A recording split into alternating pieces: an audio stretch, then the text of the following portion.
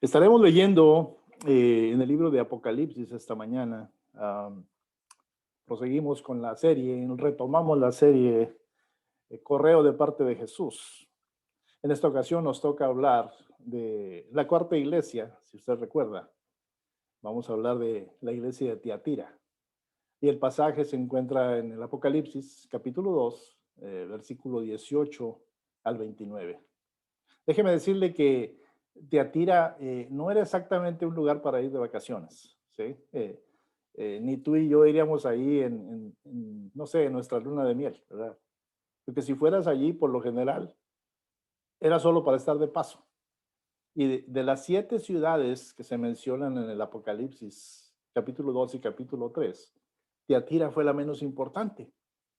Y yo creo que es ahí donde tenemos que empezar, ¿sí?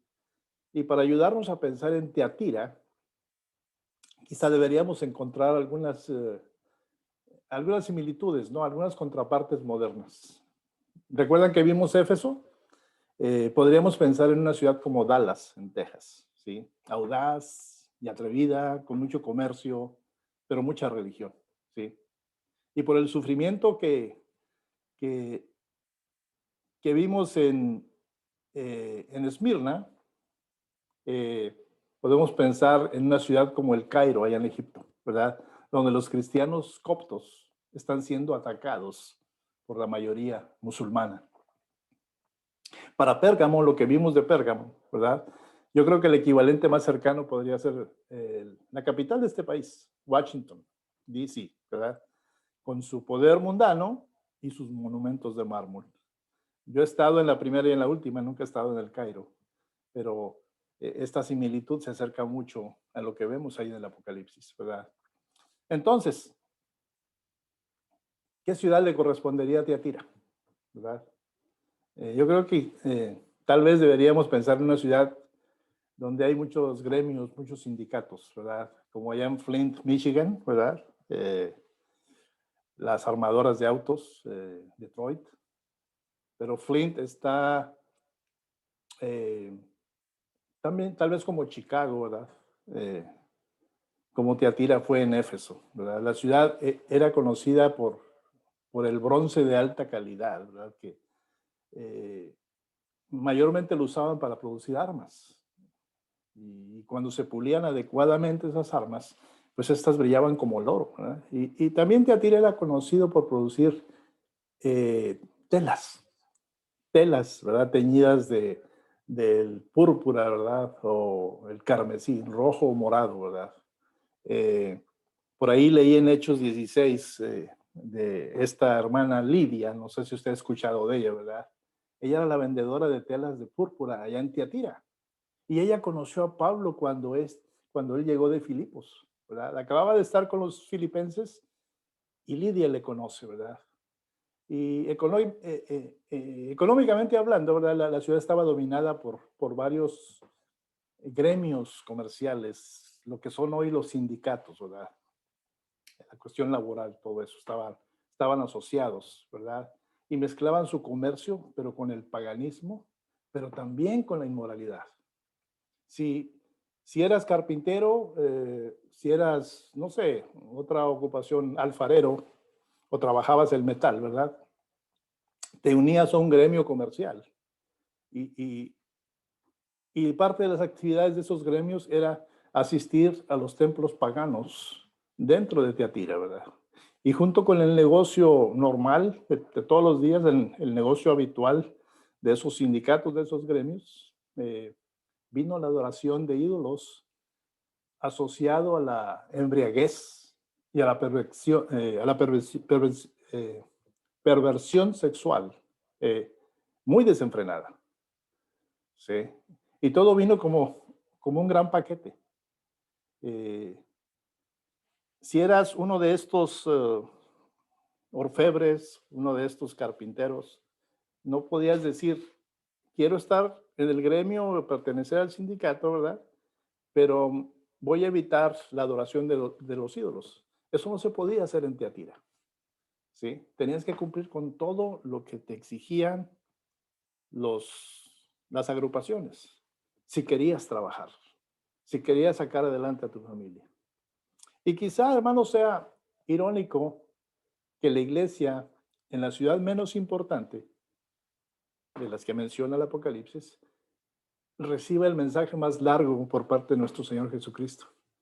Y yo había pensado este mensaje darlo en dos domingos, ¿verdad? Pero si usted me permite, lo terminamos hoy, ¿verdad? Eh, porque al final, cuando hayamos visto las 7 iglesias, nos vamos a dar cuenta que el mensaje para esta iglesia, aunque era la más pequeña, en la ciudad más pequeña, el mensaje es un poquito más largo para esa ciudad por parte de Jesús. Ese correo electrónico que le llamo yo, ¿verdad?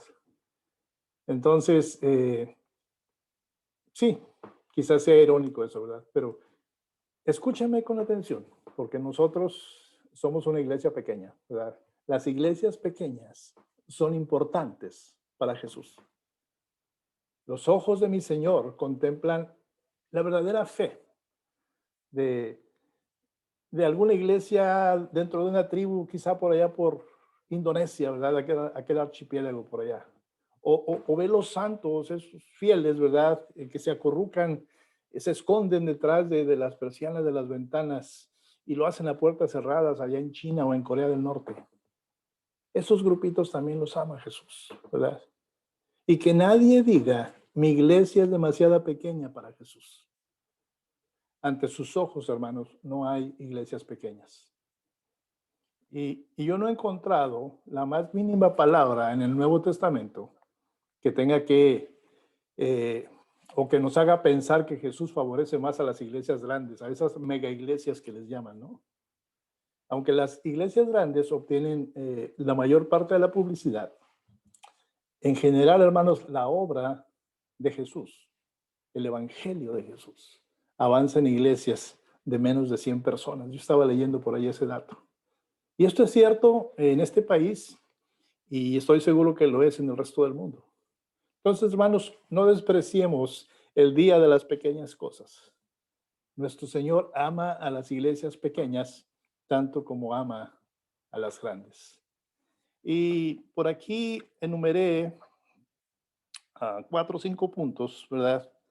De lo que enseña este pasaje que vamos a estar leyendo hoy, ¿verdad? Déjeme decir el primer punto y lo encontramos en el versículo 18 del capítulo 2 de Apocalipsis.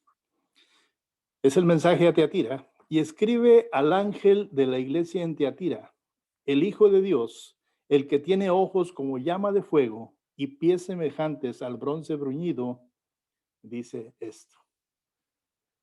Quiero decirle que esta es la única vez en el Apocalipsis, después de leerlo varias veces, ¿verdad? Al menos en mi Biblia, ¿verdad? Donde se le llama a Cristo el Hijo de Dios, ¿sí? Usted lo puede ver ahí en la primera parte del 18, el Hijo de Dios, claramente escrito. Pero en nuestra sociedad pluralista, vamos a llamarle así, esta podría ser una afirmación divisiva en algunas iglesias, ¿verdad? Creemos que desde toda la eternidad Dios ha existido como el Padre, el Hijo y el Espíritu Santo. Y decir que Jesús es el Hijo de Dios significa que cuando lo adoramos, realmente adoramos al Dios mismo, hermanos. Así que aquí, este es Dios hablando a la iglesia de Teatira. Sus ojos, dice la palabra, resplandecientes como fuego, son los ojos que ven todas las cosas. Y como las ven todas, ¿verdad? No pasan por alto absolutamente nada. Habla también de los pies como bronce bruñido, porque viene en juicio sobre los que se le oponen. Y hermanos, este versículo nos dice que es mejor que prestemos atención a lo que dice Jesús. Yo creo que ustedes han tenido la experiencia yo la he tenido, ¿verdad? Que cuando un piloto, usted va volando, ¿verdad? Y el piloto le dice a los pasajeros, abróchese el cinturón, estamos a punto de sufrir algunas turbulencias. Usted lo hace. Y si no lo hace, yo he visto gente que paga las consecuencias. Íbamos saliendo de un vuelo de Washington, D.C. precisamente, el piloto anunció eso y hubo gente que no creyó porque acabábamos de despegar, ¿sí? Mas, sin embargo, por ahí empezaron a volar hasta maletas, ¿verdad? Aquello estuvo tremendo. Pero los más afectados fueron los que no hicieron caso a esas palabras. Así que cuando el Señor Jesús habla, pongámosle atención, porque viene turbulencia, ¿sí?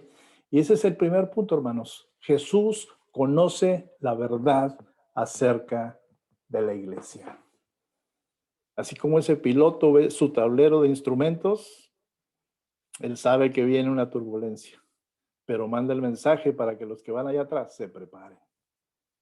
Hermanos, punto número 1, Jesús conoce la verdad acerca de su iglesia, ¿sí? El segundo punto lo encontramos en el versículo 19.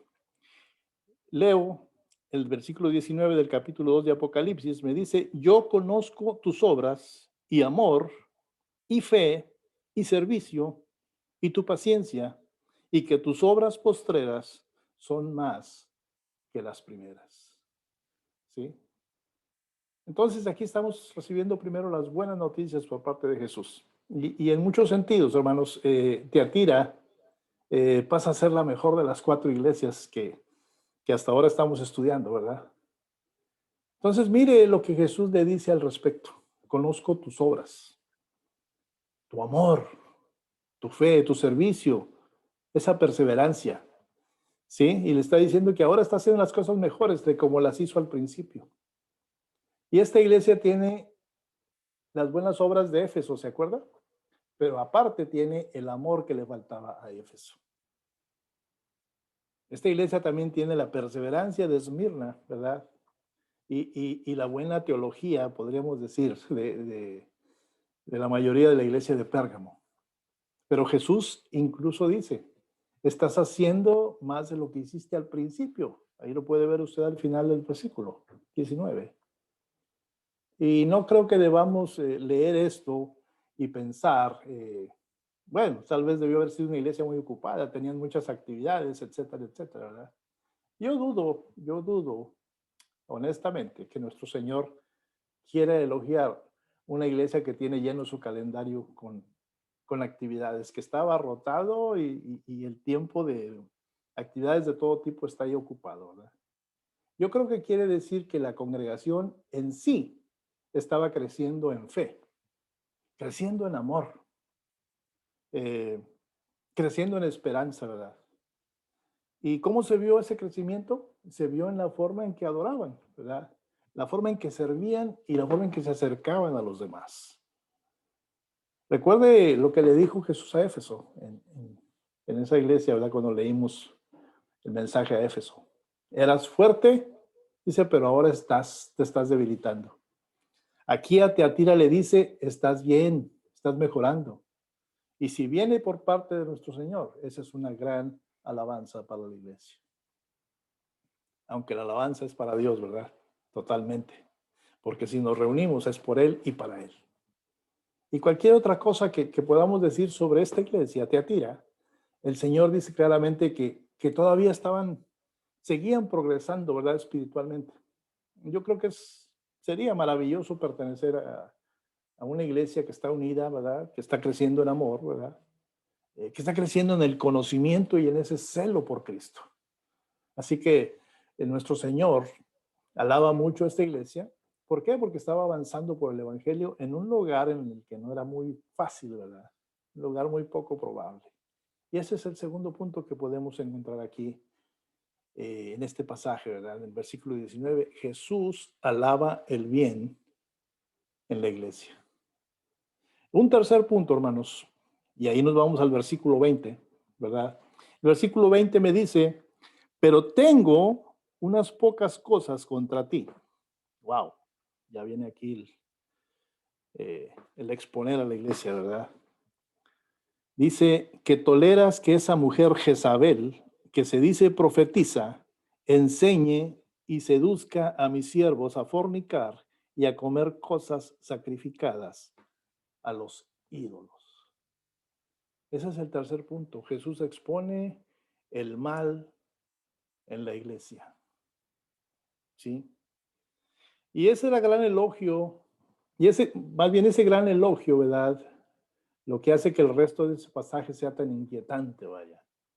De alguna manera, allí, por ahí, en medio de su crecimiento, en medio de ese progreso, por ahí algo les había faltado, ¿verdad? Habían permitido que una mujer impía se elevara a un lugar de, de influencia espiritual grande, de enorme influencia espiritual, ¿sí? Y eso le dice el Señor a esa iglesia de Atira. Sin embargo, dice, aquí hay un pero para ustedes. Tengo esto en contra de ti. Toleran a esa mujer Jezabel. Ella se llama a sí misma profetisa, les dice aquí el Señor, ¿verdad? Pero ¿qué está enseñando? Algo que induce a mis siervos, a mis hijos, a cometer inmoralidades sexuales y comer alimentos sacrificados a los ídolos. Wow. Yo traté de revisar todo esto, ¿verdad? Y pues aquí hay muchos misterios que el texto no explica. ¿Quién era esa mujer? Y cómo se elevó a esa prominencia dentro de una congregación que iba bien. Podemos decir una congregación excelente. Aquí nuestro Señor se refiere claramente a una persona real, ¿sí? Aunque el nombre Jezabel probablemente no sea el nombre real, sino más bien una alusión a esa malvada Jezabel. ¿Se acuerdan de ella? ¿Verdad? La esposa del rey Acab. La primera vez que se menciona es por allá en el libro de Primera de Reyes 16. Usted puede ver ahí la historia, ¿verdad? Y le doy una versión corta de esa historia. Jezabel era hija de un rey pagano. Ese rey pagano se llamaba Ed Baal, ¿sí? Y cuando ésta se casó con Acab, que era rey de Israel, ella empezó a ejercer una influencia tan maligna que toda la nación se volvió hacia la adoración de Baal, ¿verdad? Y aunque el tono, digamos, espiritual de la nación no era bueno, ¿verdad? Para empezar, ¿verdad? Bajo la influencia de esa mujer, Jezabel, el mal fue exaltado y se apoderó de la tierra, ¿verdad? De modo que Acab, que fue uno de los reyes más malvados que hubo en Israel, ¿verdad? Se quedaba chiquito, ¿verdad? Pero lo que ella hacía, él lo apoyaba. Lo que ella hacía, él lo apoyaba, ¿verdad? Ella era astuta, ¿verdad? Y ella se convirtió en símbolo de una forma seductora de maldad, ¿verdad? Y no solamente permitió la idolatría, sino que la promovió. Y no solamente permitió el adulterio, sino que lo alentó y hasta lo recompensó. Usted puede ver la historia ahí en Primera de Reyes. Era una mezcla tan tóxica, ¿verdad? Que pronto iba a destruir a esa nación y en el caso de Teatira, a la iglesia, ¿verdad? Entonces, eso es lo que creo yo, hace una alusión a esa Jezabel, por eso le llama Jezabel, que tal vez su nombre no era Jezabel. Pero aquí el Señor Jesús está haciendo una alusión perfecta, porque era exactamente lo que estaba pasando en la iglesia de Teatira. Algo que el pueblo de Israel ya había experimentado antes por la verdadera Teatira, perdón, la verdadera Jezabel. Sí, pero hay una pregunta. ¿Cómo pudo una mujer así llegar al poder, ¿verdad?, en la iglesia de Teatira? Yo creo que la respuesta está en la palabra que también está mencionada en ese versículo, profetiza, ¿verdad?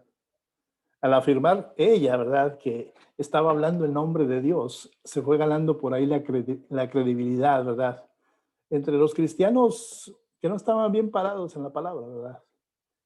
Y eran muy crédulos a ella, pero a la vez eran ignorantes de la palabra real, la palabra verdadera, ¿verdad? Es por eso, hermanos, que a mí me gusta insistir en cada oportunidad que tengo, lea su palabra, lea la Biblia, métase en la palabra, ¿sí? Uno podría imaginar eh, que una mujer así, ¿verdad? Combinaba tanto su personalidad, que era poderosa, ¿verdad? Pero también con ese discurso persuasivo, ¿verdad? Que ponía a la gente a pensar y hasta dudar, ¿verdad? Y como era mujer, bueno, tengo que mencionarlo, tal vez por ahí una sonrisa seductora, ¿verdad? Eh, y por ahí lo que hacen, por ejemplo, los políticos cuando se les ataca, ¿verdad? Se les empieza a decir sus verdades. Tenía un desdén que era fulminante hacia sus críticos. Pero sin duda, yo puedo llegar a pensar que era inteligente, rápida en sus pies, como por ahí dicen, ¿verdad? Hábil en la palabrería, ¿verdad? En su presentación. Pero como aquí me la está enunciando Apocalipsis, yo creo que era extremadamente peligrosa, como lo fue la Jezabel original, allá en los tiempos de los reyes, ¿verdad? ¿Y qué pensaba la gente? Bueno, con Jezabel lo podemos tener todo. Tenemos salvación, porque sí habla de la salvación, ¿verdad? Estaba dentro de la iglesia. Algunos autores creen que Jezabel era la esposa del pastor, del que estaba a cargo de esa iglesia. Y cuando leemos al principio, en el 18, y escribe al ángel de la iglesia en Tiatira, ya dijimos antes, cuando empezamos a estudiar, que ángel también significa mensajero. Entonces se cree que el mensaje era al pastor o a quien estaba a cargo de tal iglesia, ¿verdad? Entonces, algunos autores piensan que era la esposa del pastor. Yo conozco iglesias donde la iglesia se mueve por lo que la esposa del pastor dice, tristemente. Y no tienen final muy halagante, que digamos, al menos los que yo conozco, ¿verdad? Entonces, eh, es lo que le gustaba a la gente. Sí, puedo ir a la iglesia, se escucha el mensaje de salvación, hablan de Jesús, ¿verdad? Hablan del cielo, pero también por ahí me dicen que está bien que adore los ídolos, porque como estoy en un sindicato y el sindicato pide eso, pues es trabajo y si hay trabajo hay pan para la mesa de mi casa, ¿verdad? Eso es amistad con el mundo, hermanos, ¿verdad? Y eso era lo que había en esa iglesia y la gente por eso iba. Predicaban hasta el sexo sin culpa, ¿sí? O sea, hazlo y no te sientas culpable. Y tenías que hacerlo todo en esa iglesia con el pretexto de ser entre comillas, un buen cristiano. Pero no hay duda, hermanos, que los seguidores de esa mujer llenaron los bancos de la iglesia de Tiatira, ¿verdad? Algunos quizá cantaron en el coro, no sé, ¿verdad? Algunos de ellos muy probablemente se burlaron de los verdaderos maestros de la Biblia, que sí había en Tiatira, ¿verdad? Y los calificaban como aguafiestas, como fundamentalistas o como personas de mente muy estrecha. Lo triste es que funcionó para la primera Jezabel del Antiguo Testamento, pero también estaba funcionando para su tocaya ahí en Tiatira, ¿verdad? Hago aquí una pausa. Quiero hacer una especie de advertencia, pero es una advertencia seria, solemne, ¿verdad? Tenga cuidado con aquellos que se anuncian a sí mismos, ¿verdad? Como profetas o profetizas. Por ahí vi un folleto, un anuncio esta semana que llegó a mi trabajo. Somos una organización cristiana. Y llegaron muchas copias, unos folletitos invitando a un evento que va a acontecer aquí en Charlotte, en el cual van a estar 6 profetas y una profetisa. Y se supone que es todo dentro de la iglesia cristiana del Señor. 6 profetas y una profetisa. Wow. Déjeme decirle algo, hermanos. Una cosa es ser maestro de la Biblia o un pastor, pero otra es pretender recibir mensajes especiales de Dios. ¿Sí? Cualquiera que diga cosas como esas, ¿verdad? Está asumiendo o metiéndose en una tremenda responsabilidad. Porque una cosa es decir, Dios ha dicho esto, por ejemplo, en Romanos 8, ¿verdad?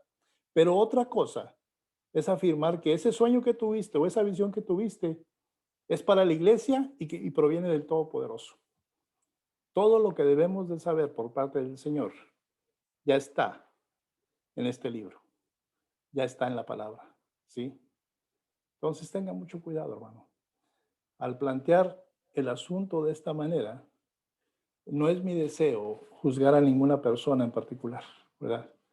Pero créame, hermano, que hay muchos falsos profetas actualmente en la tierra dentro de la iglesia. Yo le pregunto, ¿tenemos la palabra de Dios? ¿No es esto acaso suficiente para nosotros? La palabra me lo dice que sí, es suficiente. ¿Sí? Pero por ahí queda otra pregunta, ¿verdad?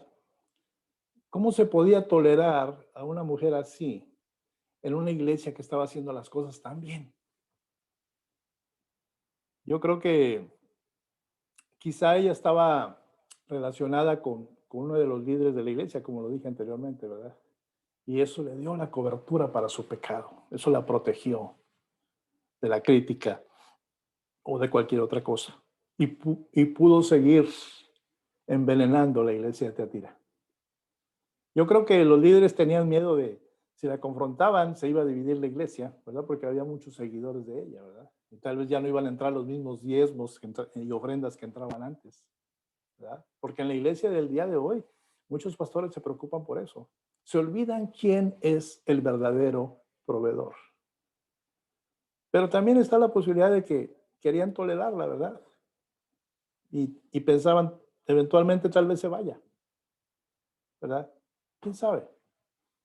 Es posible que hayan pensado que era una señal de, entre comillas, gracia, ¿verdad? Aceptarla. ¿Por qué motivo? Tal vez con la esperanza de alcanzarla para el Señor, ¿verdad? Pero eso no funciona. Yo supe de un par de hermanos que decidieron evangelizar a un grupo de prostitutas. Y para hacerle la historia corta, en un tiempo después terminaron ellos abriendo un lugar de prostitución. Imagínense. Pero lo que estaba pasando en Teatira, yo creo que fue una combinación de todos esos factores, ¿verdad? Pero cualquiera que haya sido la razón, la iglesia había pecado de una manera grave, hermanos. ¿Por qué? Porque no estaban tratando con esta mujer malvada como se debería de tratar. Mi Señor y su palabra son radicales, ¿verdad? Ya hay gente que no le gusta eso, pero el Señor cuando dice esto es así, así es. Pecado es pecado, no le llames de otra manera, ¿sí? Y, y, y da terror, ¿verdad? Es aterrador considerar que este tipo de cosas pueden suceder en una congregación que en todos los demás aspectos es fuerte. Eh, Hay mucha gente bien intencionada, ¿sí? Pero la gente bien intencionada en Teatira querían ir o les preguntaban, ¿a qué iglesia vas?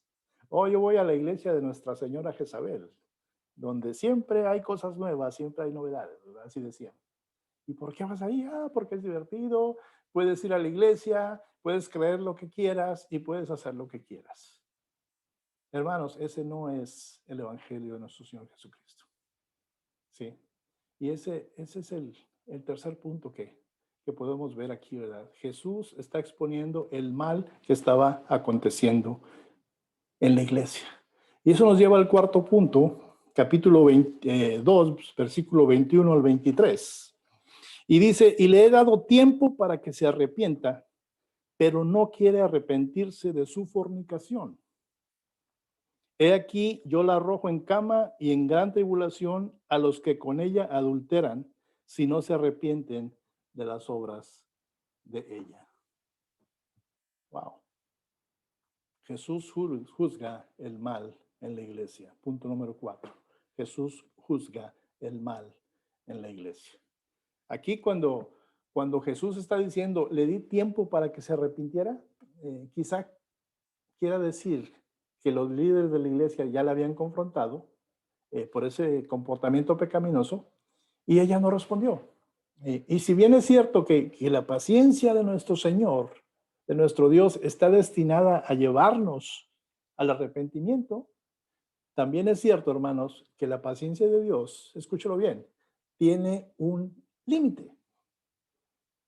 El Señor no va a esperar por siempre a que tú reacciones a su palabra, a su mensaje. Porque si persistimos en el pecado, va a llegar el día, por fin, ¿verdad? El día del juicio. Y la única buena noticia aquí es que sus seguidores, al menos por ahorita, no sabemos hasta cuándo, tienen tiempo, todavía tienen tiempo para arrepentirse. Jezabel está más allá de la redención. ¿Sí? Ya no hay remedio para ella. Dice aquí no quiere arrepentirse de su fornicación. Para los seguidores aún hay esperanza, ¿sí? Pero no sabemos por cuánto tiempo. Entonces es cuestión de ponerse a pensar cuál es el siguiente paso para dar.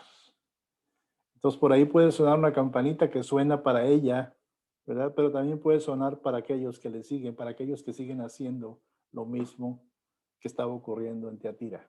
Déjeme decirle que aquí eh, de lo que se está hablando, sí se está hablando de fornicación, se está hablando de comer cosas sacrificadas a los ídolos, etcétera, etcétera, pero es algo que estaba aconteciendo literalmente, pero también espiritualmente, tal como el día de hoy en las iglesias, ¿verdad? Estamos adulterando la palabra, le estamos llamando al pecado por otro nombre más suavecito, etcétera, etcétera.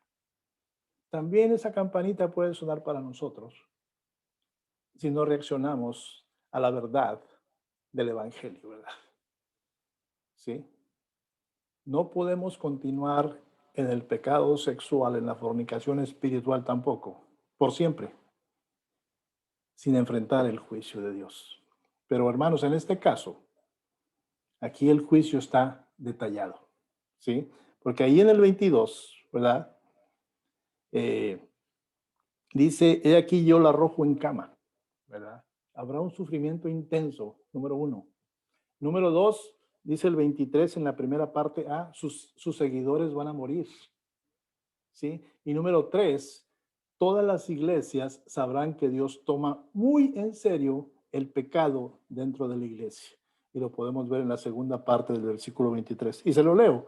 Y a sus hijos heriré de muerte, y todas las iglesias sabrán que yo soy el que escudriña la mente y el corazón, y os daré a cada uno según vuestras obras.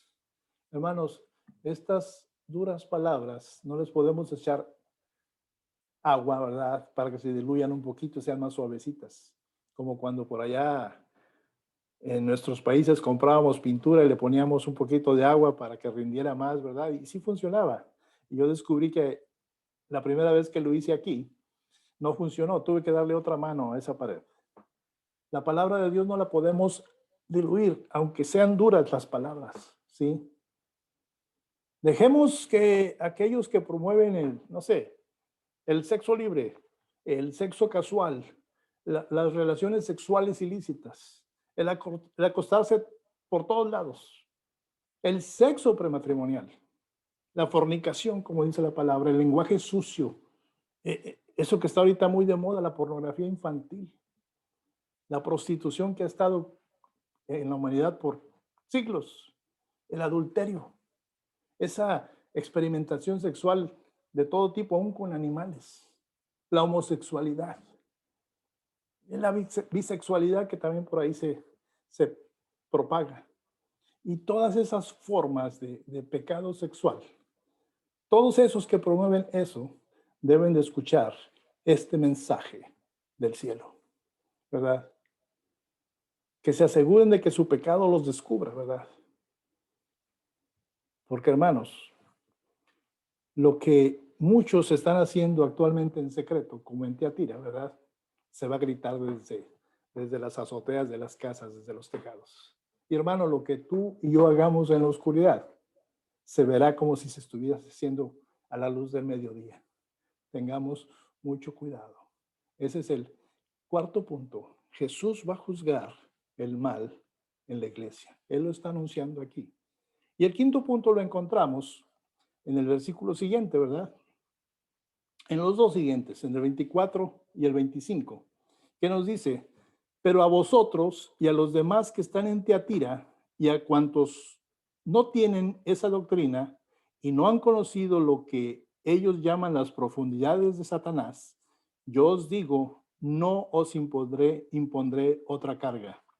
Y el 25 nos dice, pero lo que tenéis, retenedlo hasta que yo venga. Punto número 5, hermanos, mensaje número 5 de este pasaje. Jesús anima a sus seguidores fieles. ¿Sí? Pero de seguro usted le llamó la atención esa frase, los llamados secretos profundos o las profundidades de Satanás, que viene ahí en el 24. ¿Sí? Eso nos da una pista de lo que estaba sucediendo ahí en Tiatira. Esa mujer Jezabel atrajo a sus seguidores de esta manera. Les prometían conocimiento y experiencia, ¿verdad? Supuestamente, que venía no sé, por ahí de alguna combinación de esos rituales paganos que hacían, más el simbolismo que ya estaba establecido en la cristiandad, pero también la experimentación sexual, eh, pero todo bajo el estandarte de aprender secretos profundos que otras personas no conocían. Y eso era atrayente, ¿sí? Los falsos profetas, hermanos, hasta el día de la actualidad, y es una manera de identificarlos, a ellos les gustan todo eso de secretos profundos, ¿verdad? Ellos no le llaman como le llama aquí el Señor, en el versículo 24, las profundidades de Satanás. Ellos les llaman conocimiento profundo que te va a llevar a otro nivel en tu caminar. Y eso es irresistible para mucha gente, ¿sí? No nos gusta cuando alguien nos dice, déjame y te cuento un secreto. ¿A poco no? ¿Verdad? Pero hermanos, cuando disimulamos los secretos profundos, entre comillas, ¿verdad? Con un poquito de barniz o de pintura de religiosidad, se vuelve aún más atractivo. La pregunta es, o te puedes llegar a preguntar, ¿por qué me quedo con la Biblia nada más cuando por ahí puedo entrar en un mundo de mensajes más directos, de presagios, de señales, de profecías que nos van a dar una idea de ese mundo oculto que los cristianos comunes, los cristianos normales no tienen? Eso es atrayente, ¿verdad? Y mucha gente cae en ello. Es por eso que lo que le recalqué anteriormente acerca de los profetas, tenga mucho cuidado. Ya no hay profetas. Ya no hay profetas. Y por ahí, si usted está viendo este video y no me conoce, mi nombre es Luis Martínez y me gustaría poder poner mi teléfono en el video para que usted me hable y me diga en dónde me dice la palabra que seguirá habiendo profetas. Como dije anteriormente, lo que el Señor nos quiso decir para estar preparados para el gran día, todo está en este libro. No necesitamos más profetas. Sí. La verdad ya está escrita, el aviso ya está de pie. No puede venir nadie a decir que en el nombre del Señor tengo un mensaje específico para ti y tienes que hacer esto. No, no le crea, ¿verdad? Tenga en cuenta que Jesús en este caso no le dice a los hermanos de la iglesia que la echen fuera, ¿verdad? Evidentemente, por lo que estamos viendo, ¿verdad? Jezabel estaba muy arraigada en la vida de la iglesia, pero si el Señor no la condena, perdón, el Señor no le pide a la iglesia que la eche, es porque el mismo Señor va a tomar cuenta de ella personalmente, ¿sí? Y esto supuestamente significa que vendrá en alguna forma de juicio físico o espiritual, ¿verdad? Que va a conducir a su muerte y a la muerte de sus seguidores. Es obvio que a la muerte espiritual sí, ¿verdad? Es obvio, ¿verdad? Por ahí recuerde a Ananías y Zafira, sí, allá por Hechos 5, Ananías y Zafira. Lea esa historia, es impactante. Aquellos que en 1 Corintios 11 me menciona que se emborracharon en la cena del Señor. Dijo Pablo, ya duermen, ya están muertos. ¿Sí? Jesús, hermanos, solamente tiene un mandamiento para sus seguidores fieles. Perseveren. Perseveren. En otras palabras, esfuérzate, como dice anteriormente en el Antiguo Testamento en innumerables ocasiones, esfuérzate y sé valiente. No cedas a los planes seductores de las Jezabeles del día de hoy, ¿verdad? No nos unamos a aquellos que siguen enseñanzas de ese tipo. A veces, hermanos, la devoción al Señor, o sea, la piedad, como la menciona la Biblia, se mide aferrándose a sus promesas y a su fidelidad, cuando la otra opción sería darnos por vencidos, que es la opción más fácil. ¿Sí? Hermanos, ese es el cuarto punto. Jesús, perdón, la quinta enseñanza en este pasaje, Jesús nos anima a seguir siendo seguidores fieles de su palabra, del Señor. Una sexta enseñanza, ya vamos a terminar, hermanos, gracias por su paciencia. Lo encontramos en los siguientes dos versículos, el 26 y Los siguientes tres, 26 al 28. Dice, al que venciere y guardare mis obras hasta el fin, yo le daré autoridad sobre las naciones y las regirá con vara de hierro y serán quebradas como vaso de alfarero, como yo también la he recibido de mi Padre, ¿verdad? Y le daré la estrella de la mañana. ¡Wow! ¡Qué gran promesa! Ahorita le explico esos versículos, ¿verdad? Aquí está diciendo que aquellos que permanecen fieles un día van a reinar en Cristo, con Cristo en la tierra, ¿sí? Vamos a compartir con Él su reino, ese reino venidero, ¿verdad? Y ese reino que se va a extender por todo el mundo. Hace más de 2000 años, hermanos, nuestro Señor fue crucificado. Pero dice la palabra que un día gobernará el mundo, ¿con qué? Con cetro de hierro, como Rey de Reyes y Señor de Señores, ¿verdad? Y si somos fieles, vamos a ser partícipes de su victoria. Y ese acercamiento con Él nos va a dar la oportunidad de que lo conozcamos de una manera más profunda, de una manera personal. Porque dice aquí el verso que Él es la verdadera estrella de la mañana, que ilumina todo el cielo. Y cuando Él promete, y le daré la estrella de la mañana, Él está diciendo, me daré a ustedes. Ustedes estarán conmigo. Más adelante, ahí en el capítulo 22, si usted lee casi al final, ahí se describe quién es el lucero de la mañana, nuestro Señor Jesús. También Pedro habla de ello, ¿verdad? Pero hay un puntito que es menester que lo mencionemos. A esta porción de este mensaje, yo le podría decir, titular, hambrientos por dentro. ¿Sí? Y antes de cerrar este mensaje, hermanos, déjenme decirle que es necesario que consideremos las implicaciones de todo este pasaje que hemos leído, pero para el presente, para este siglo. Nadie me puede discutir que no vivimos en una sociedad que está actualmente saturada de sexo. Vean los comerciales de la televisión. Usan más mujeres que hombres para los comerciales. Y por lo general esas mujeres son atractivas. ¿Sí? Y glorificamos el sexo y hablamos tanto de él que casi nos aburre. Por ahí hace muchos años, no sé si usted se acuerde, pero una película que yo nunca vi, pero el título me llamó la atención. Decía el nombre de la película, El sexo me da risa. ¿Sí? Pero ahora es tanto que ya hasta nos aburre, ¿verdad? Pero hermanos, el sexo desenfrenado es solamente un síntoma de un problema mucho más profundo y desgraciadamente dentro de la iglesia. Como dije anteriormente, hambrientos por dentro. Estamos muriendo de hambre por dentro. ¿Por qué? Porque si usted le pone alguna comida a un hombre hambriento, ¿sí?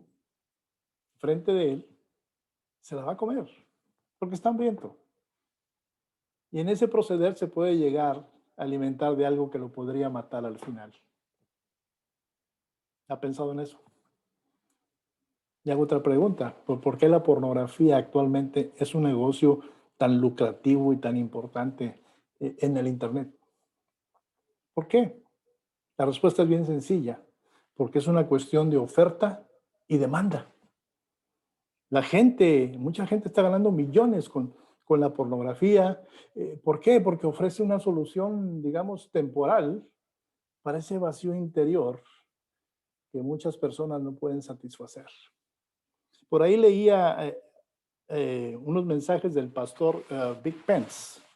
Tal vez usted no lo conozca, pero esto fue por allá en enero del 2007. Él tituló su mensaje Sexo, sagrado y profano, ¿verdad? ¿Qué hizo él? Él explicó por qué el camino de Dios siempre es mejor que el del mundo. Y eso ya lo sabemos nosotros, ¿verdad? Pero muchas veces con nuestras acciones tendemos a olvidar que ese camino es el mejor, aunque sea el más estrecho. ¿Sí? Pero decía el pastor Pence que cuando se trata de asuntos sexuales, menos es más. Déjeme le explico. Él dijo que cuando se trata de amor, lo deseable es tener menos. ¿Pero menos qué? Menos experiencia. Sonaría romántico, eh, digamos, un par de recién casados, la noche de bodas, que él la vea nerviosa a ella y él le diga, oh, no te preocupes, yo sé mucho de esto, déjame mostrarte todo lo que he aprendido en mi vida de soltero. Eso no sería romántico para nada, ¿verdad? Entonces, dentro del asunto sexual de cuando se trata de amor, el pastor decía, menos es más, ¿verdad? Esta es un área en la que ser profesional no es una ventaja. Es mucho más romántico ser un aficionado, digamos, torpe, ¿verdad? O torpe en materia de amor, que lo contrario. Y siguió el pastor, ¿verdad? Y él ofreció una ilustración. Me gustó la ilustración que usó en su mensaje, ¿sí? Él dijo, cuando usted piensa en una orquesta, se imagina usted a ese violinista, ¿verdad? Diciendo, oh, no, no, no voy a atar toda mi vida a tocar este violín, ¿verdad? Tengo que tocar las tubas algunas noches y algunas otras un clarinete o un oboe por ahí. Y por supuesto, dice, no voy a pasar eh, esa fase de aprender el trombón, ¿verdad? Imagínense a un músico diciendo eso, pero es violinista nada más, pero él quiere todo lo demás. ¿Qué está haciendo ese hombre? Está garantizando que nunca va a ser un virtuoso del violín y por ende siempre va a ser un músico mediocre. ¿Hasta cuándo? Hasta que entregues a uno tu total y completa devoción. A uno solo y por el resto de tu vida. El pastor también dijo que hay muchos que han intentado, ¿verdad?, mejorar el plan de Dios para la felicidad sexual. El plan de Dios que está en la palabra. Muchos han intentado mejorarlo, ¿verdad? Pero no han podido, ¿verdad? La palabra me dice, un hombre con una mujer, fieles el uno al otro durante toda la vida. Cuando yo comentaba con mi esposa acerca de este mensaje, leyendo todo el pasaje, decía yo, bueno, la enseñanza aquí principal es ese cambio de lo que el Señor me dice por lo que me viene y me dice un supuesto profeta, ¿verdad? Eso es fornicar con la palabra. Pero literalmente lo que estaba ocurriendo en la iglesia de Tatira también era ese sexo desenfrenado que era parte de los ritos paganos. Y que nadie le dijera nada a los hermanos de Teatira de que si estaba bien o estaba mal, eso estaba afectando como un cáncer a una iglesia que iba por buen camino. ¿Sí?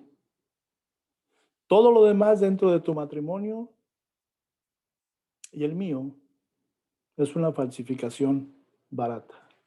Por ahí el pastor Maynard, en una ocasión que habló para las parejas, en un evento que tuvimos ahí en Calvary, él llegó a decir, ¿para qué me voy y me como una hamburguesilla de Burger King cuando en la casa tengo un filet mignon? Eso lo dijo él. Y es para ponerse a pensar. Hermanos, tenemos demasiados cristianos que están pasando por esa fase de trombón como el músico, ¿verdad? Experimentando sexualmente, pero también experimentando con otras doctrinas. En lo físico y en lo espiritual se están alejando de la palabra del Señor. Y créame que siempre va a haber una Jezabel lista para hablarle al oído, ¿verdad? ¿Sí? Y por ahí nos va a demostrar atención a nuestros problemas y los va a escuchar, ¿verdad? Pero sí nos va a ofrecer una satisfacción barata, fácil, rápida. Y si es necesario, hasta la escritura nos va a citar mientras dormimos con ella. Eso es lo que estaba pasando en Teatira. Eso es lo que está pasando en la iglesia actual del Señor Jesucristo. ¿Sí? Cuidado con Jezabel. Es una gran parte de este mensaje. Cuidado con Jezabel. ¿Por qué? Porque tiene una gran cantidad de hijos e hijas por todo el mundo en la actualidad. Y créame que si usted le da una pequeñita oportunidad, ella va a tomar su cuerpo y su alma y luego lo va a llevar directamente al infierno, a ese destino que no es por lo más recomendable. ¿Sí? No existe sexo casual. No existe tal cosa como una aventura de una noche libre de culpa. No existe.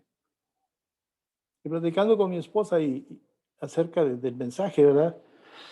Pues sí, lo tuve que leer otra vez y dije, bueno, este mensaje es para aquellos que están en una iglesia y que por ahí puede estar entrando, proliferando doctrina de otro tipo que no sea el Señor, pero también es un mensaje actual para aquellos hombres y mujeres que se están desviando de lo natural, se están desviando de lo que el Señor quiere en lo relacionado con la vida en pareja, la vida de esposo y esposa. También es un mensaje para eso, porque en Tiatira estaba eso aconteciendo. ¿Sí?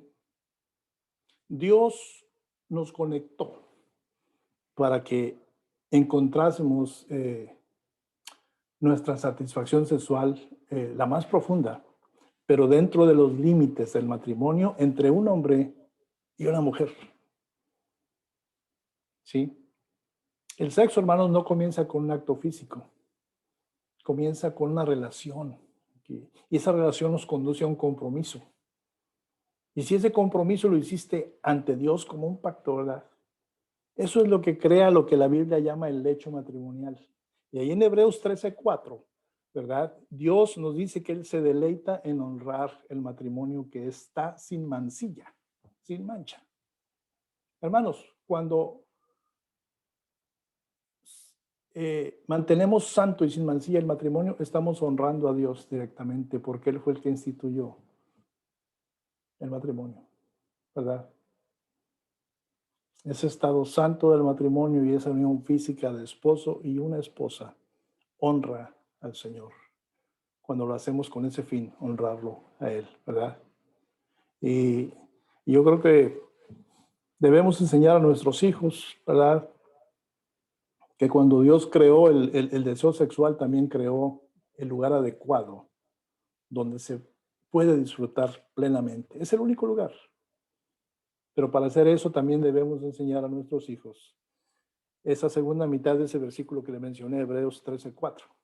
¿Qué dice la segunda mitad de Hebreos 13:4? Yo le recomiendo leer esa parte en una Reina Valera.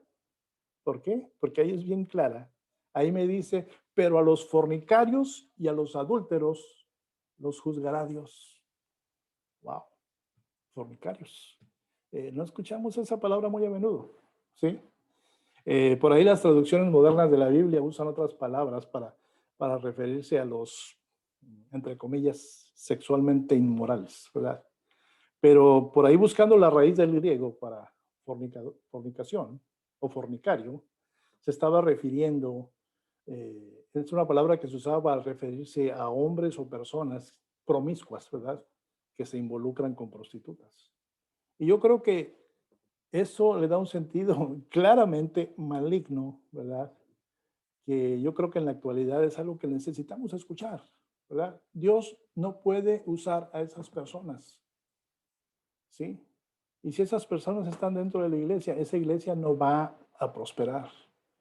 ¿Por qué? Porque mi Señor tampoco puede usar a una iglesia que está excusando a esas personas, como sucedía en Tiatira. No perdamos aquí el objetivo, el punto principal. Dios toma en serio el pecado sexual. Juzga a quienes lo practican y juzga a quienes lo promueven y juzga a quienes lo toleran o se ríen o se burlan de ello. Este pasaje de Apocalipsis me muestra eso, ¿sí? Y por lo tanto, este tipo de mensaje no es muy popular.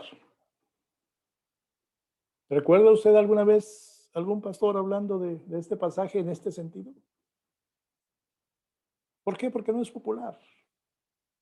Pero es palabra de mi Señor Jesús a una iglesia que iba por buen camino y era necesario enviarle un mensaje para protegerla de ese adulterio físico y espiritual.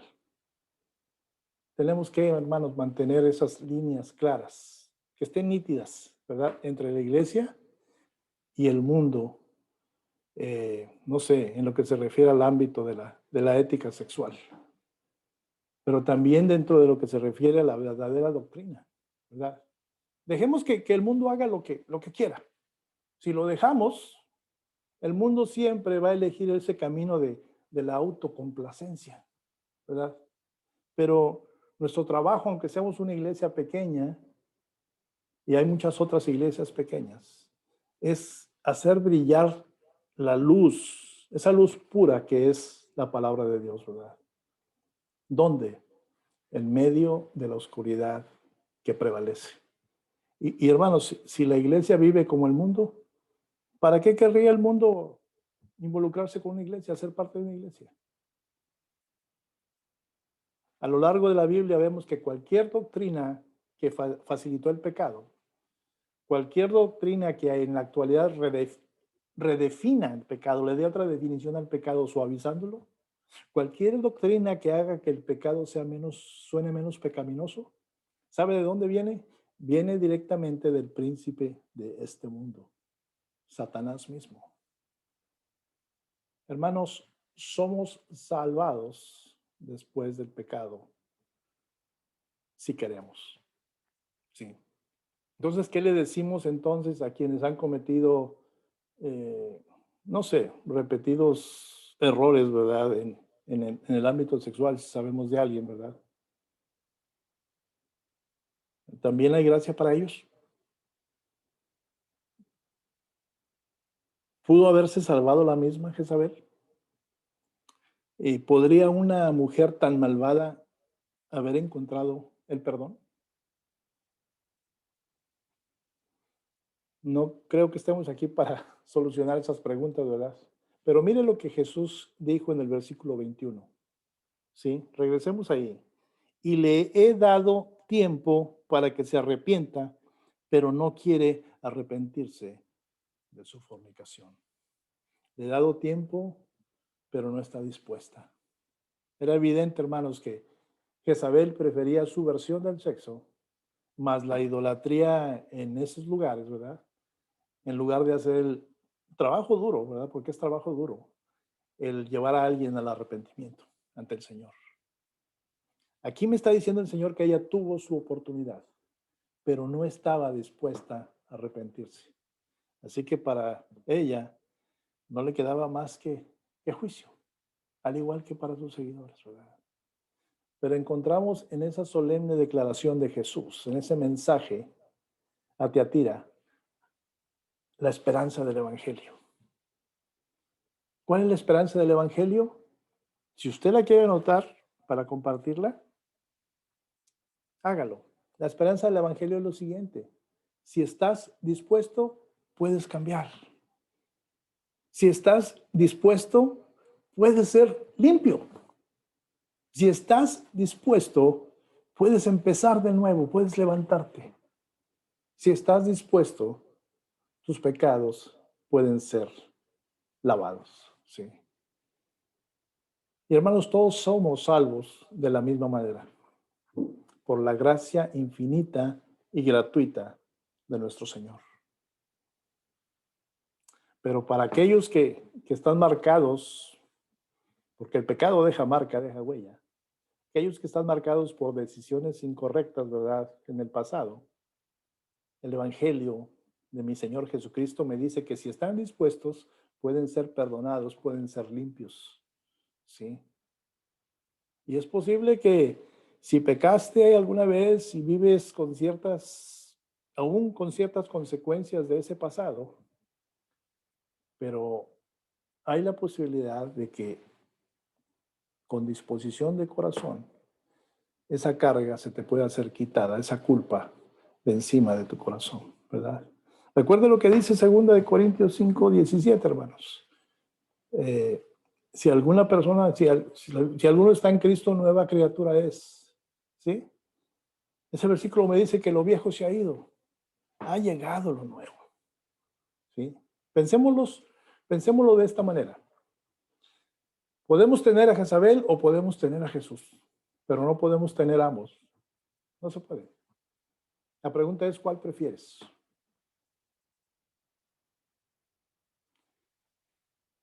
Podemos tener las emociones baratas del mundo y sentirnos mal del estómago a la mañana siguiente, ¿verdad? Esa resaca espiritual y física también. O podemos tener a Jesús ahora, hoy mismo. Si tu hermano me estás escuchando, viendo este video, ¿verdad? Este mensaje también es para ti. ¿Sí? Quita esa carga de tu corazón, ¿verdad? A Jesús se le puede obtener hoy, tenerlo hoy en tu vida. Y eso hará una vida nueva ahora, ya. El perdón estará ya en este momento. Y el verdadero placer también estará contigo en este momento. Y un día o a la mañana siguiente te vas a levantar para brillar como brilla la estrella de la mañana que es Jesús. Jesús estará en ti. Si quieres a Jesús, hermano, debes darle la espalda a Jezabel. Y ese segundo paso es importante, entregar tu corazón al Señor. Démosle a Él todo lo que somos, incluyendo esos pecados que están marchitando o manchando tu corazón, tu pasado. Confiemos en el Señor como un verdadero Padre amoroso, pero también como un Salvador verdadero. Si no lo has hecho alguna vez en tu vida, ven a Cristo hoy, tal como eres, y Él nunca te va a rechazar. ¿Sí? Él nos ama, Él vino del cielo para salvarnos. Murió en la cruz por ti y por mí. Y hoy te invita a que vengas a Él. La pregunta es, ¿lo harás? ¿Vendrás? Déjame decirle, hermanos, que una nueva vida llegó para mi vida el día que recibí al Señor. Y de la misma manera, una vida nueva espera a los que le dicen sí a Jesús. Pero nunca lo sabrás hasta que realmente vengas a Él. Cierren sus ojos, hermano, por favor. Amado Señor, gracias, Padre, porque tu palabra es viva y cortante como espada de dos filos, Señor. Padre, es maravilloso enterarnos de lo que ocurría hace miles de años, Señor. Pero también es impactante reconocer que los mismos hechos están ocurriendo en la actualidad. Padre, no tenemos mejor opción que recurrir a ti. Y Padre, te agradecemos por tu palabra, te agradecemos por hombres fieles que la han traído por el mundo, Señor, y que ha llegado hasta nosotros. Gracias, Padre, por esa persona que nos condujo al Evangelio verdadero. Permite, Señor, que nosotros podamos imitar esa acción con alguien más. Llevarlos a tus pies, Padre amado. Gracias, Señor, por esos mensajes cortos que tú le enviaste a cada iglesia. Porque, Padre, tú sabías muy bien que eso se iba a repetir. Y queremos estar preparados para tu segunda venida. Queremos, Padre, alejarnos de toda pecaminosidad. Alejarnos de todo lo que en algún momento nos podría evitar que podamos estar frente a ti cara a cara. Gracias, Padre, porque tus promesas siguen en pie y muchas de ellas ya se han cumplido, Padre amado.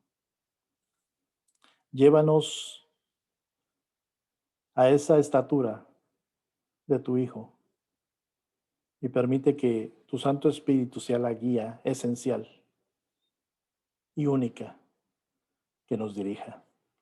Gracias por la vida de mis hermanos, gracias por los padres, Señor, este día.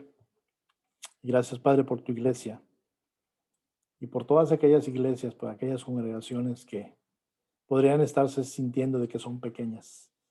Pero hoy aprendimos que tú las amas, Padre, que tú tienes algo para ellas, que tú tienes promesas para ellas.